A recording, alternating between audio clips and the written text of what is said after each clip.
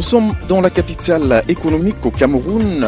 Bienvenue, madame, monsieur, dans votre magazine santé consacré bien sûr à la phytothérapie. Aujourd'hui, nous allons à la rencontre du naturopathe Hassan qui a bien voulu nous recevoir dans sa clinique basée à Douala, c'est au quartier Brazzaville. Avec lui, nous parlerons de la stérilité. Installez-vous confortablement. Nous allons à la rencontre du docteur Hassan. À tout de suite.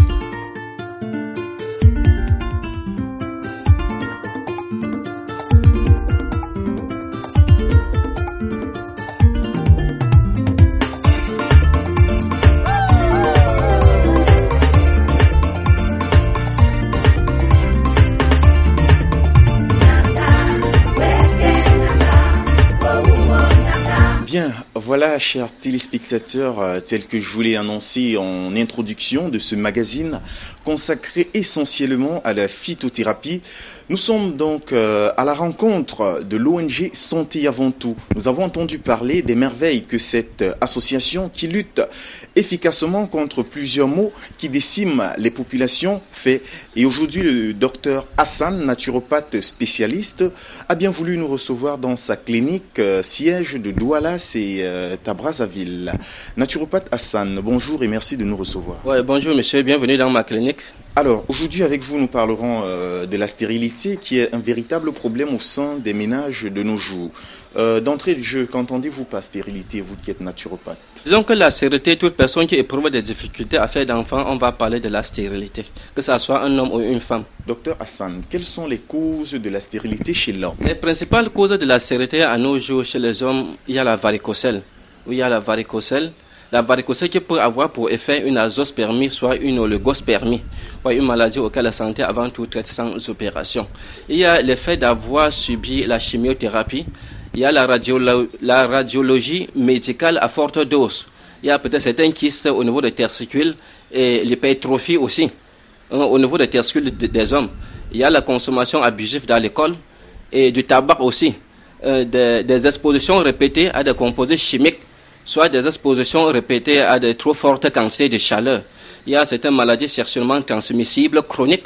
On peut parler de chlamydia, syphilis, gonococcie, etc. et certaines maladies du foie. Concernant toujours la stérilité masculine, les hommes ont d'autres causes à notre niveau de recherche. À notre niveau de recherche, cela n'est que les effets des autres maladies.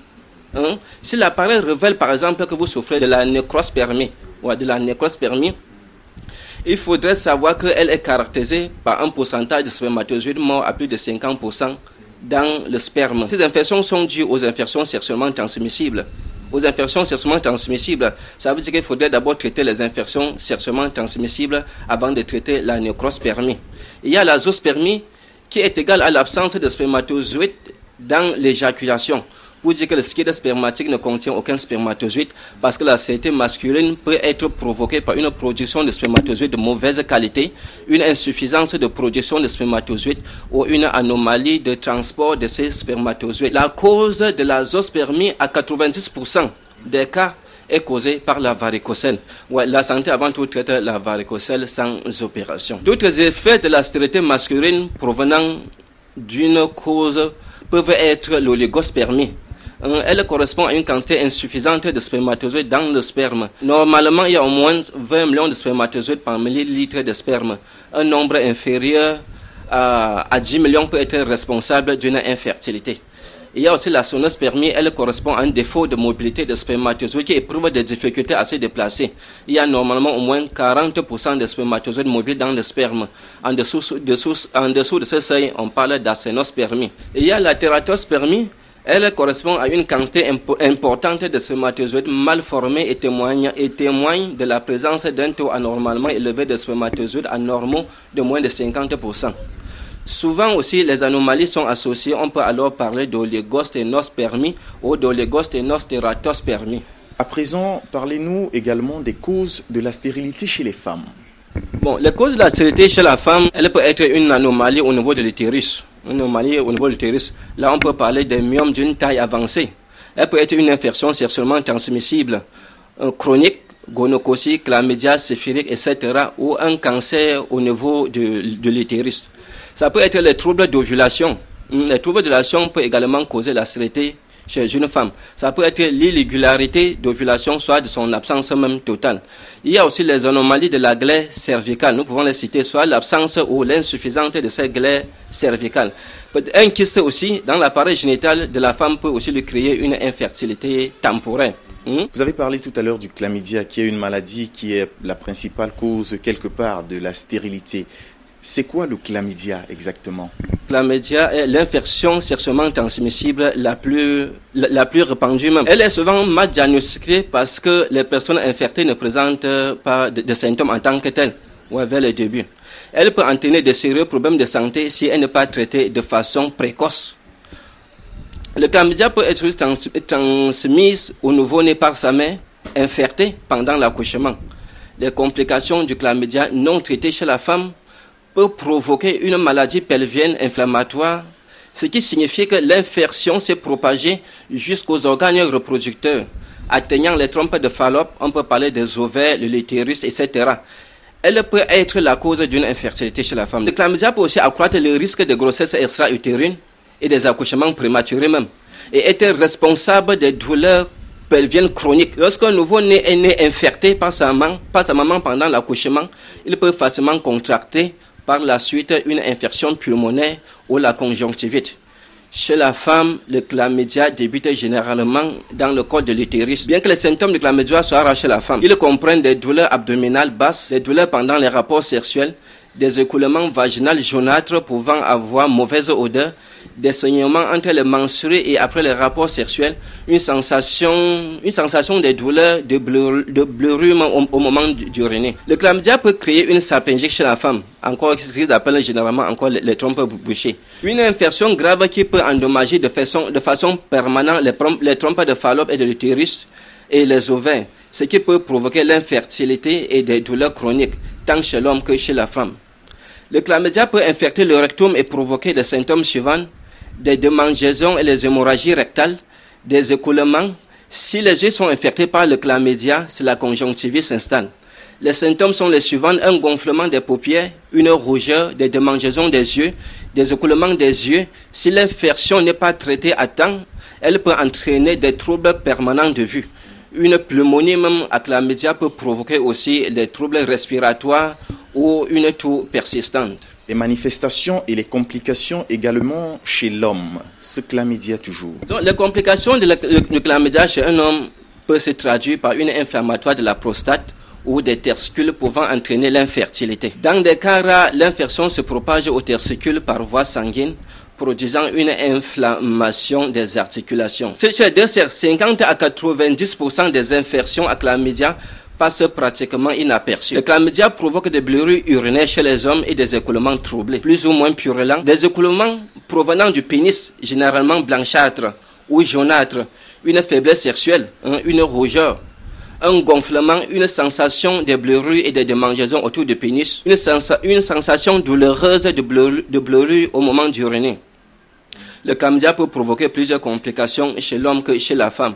L'homme peut devenir stérile si l'infection passe de l'urètre au testicule pour devenir une épididymite. Il est également très important d'informer votre partenaire pour que vous soyez traité en même temps afin d'éviter toute réinfection. Qu'est-ce que l'ONG Santé avant tout a prévu comme solution pour lutter contre tous ces fléaux? Disons, au niveau de l'ONG Santé avant tout, à notre niveau pour le moment, nous avons pris cette initiative d'aider un peu les femmes à ce niveau. Nous traitons les myomes gratuitement pendant 1 mois et les kystes. Donc toute femme qui souffre des myomes et des kystes, ils peuvent passer dans les cliniques de santé avant tout pour prendre des médicaments, pour traiter son myome pendant 1 mois gratuitement sans payer. Et concernant les chlamydia, nous avons ces antibiotiques à base de plantes naturelles, des antibiotiques bruts à base de plantes naturelles qui traitent les infections sexuellement transmissibles, que ce soit la gonococcie, la syphilis ou le chlamydia. Nous disposons aussi ces médicaments pour aider les hommes à remonter, que ce soit la qualité ou la quantité de leurs spermatozoïdes. Tu vois qu'il faudrait d'abord faire ces examens pour trouver s'il n'y a pas une autre cause derrière tout cela. Parce que par exemple, si l'appareil révèle que vous souffrez d'une azospermie, si derrière ça il y a peut-être une varicocèle qui est la cause, tant que la varicocèle n'est pas traitée, vous pouvez avoir la santé. Il faudrait d'abord traiter la varicocèle avant de prendre ces médicaments que nous disposons pour remonter soit la qualité, soit la quantité de son spermatozoïde. J'ai souffert des myomes pendant près de 2 ans.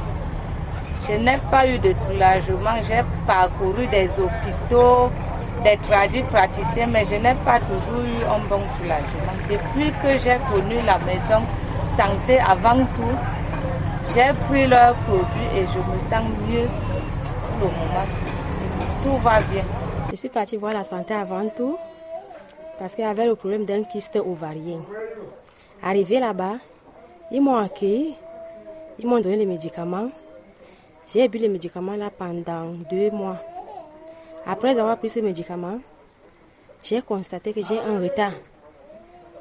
Je suis partie voir le docteur de la santé avant tout. Je lui ai demandé, est-ce qu'une femme qui n'accouchait pas peut concevoir après avoir pris ces médicaments? Le docteur me dit oui, une femme qui n'accouchait pas peut concevoir après avoir pris ces médicaments. J'étais content.